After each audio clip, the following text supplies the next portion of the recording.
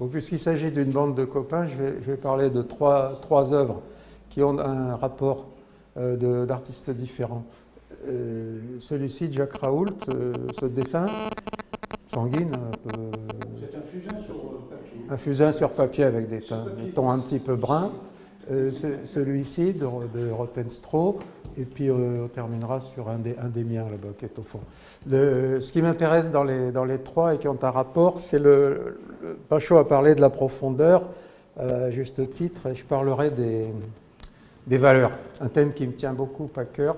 Les valeurs pour un photographe, c'est l'organisation des gris, les degrés de gris dans un même espace, en passant du blanc au noir, mais avec des degrés.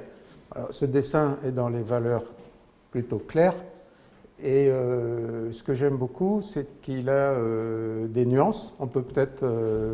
Oui, mais on verra après.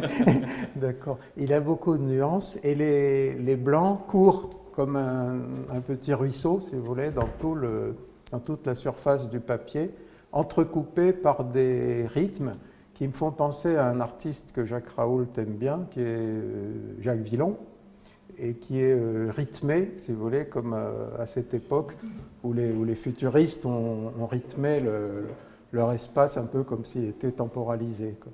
Donc ce dessin me touche énormément. Et sur le thème des valeurs, ce travail qui est un tirage m'intéresse aussi parce que là vous avez un dégradé, vous voyez, du haut en bas, sur lequel viennent également des petits traits qui viennent s'insérer avec la couleur, les notes de musique. Donc là, les valeurs et la temporalité des valeurs interviennent. Mais vous voyez le rapport, hein, et c'est ça qui peut-être nous relie quelque part, c'est la façon qu'on a d'envisager l'espace d'un tableau. Donc on peut maintenant aller sur le troisième.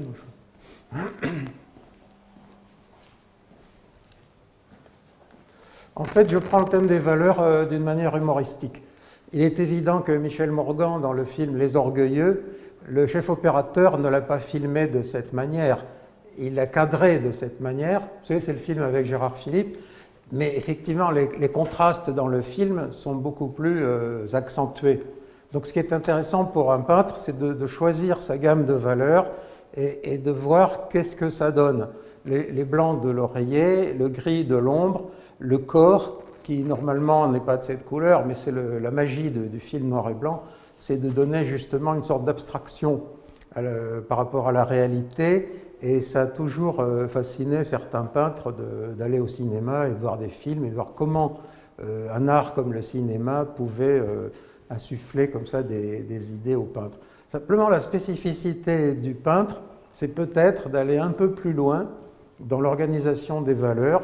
Et à mon avis, les trois choses dont j'ai parlé, là, c'est de cet ordre-là. Mais on va retrouver le thème des valeurs dans toute l'exposition. C'est-à-dire qu'on va le retrouver dans des valeurs sombres, on va le retrouver dans les reflets de la sculpture, dans le bronze, et on va le retrouver dans le paysage photographique ou dans l'aquarelle.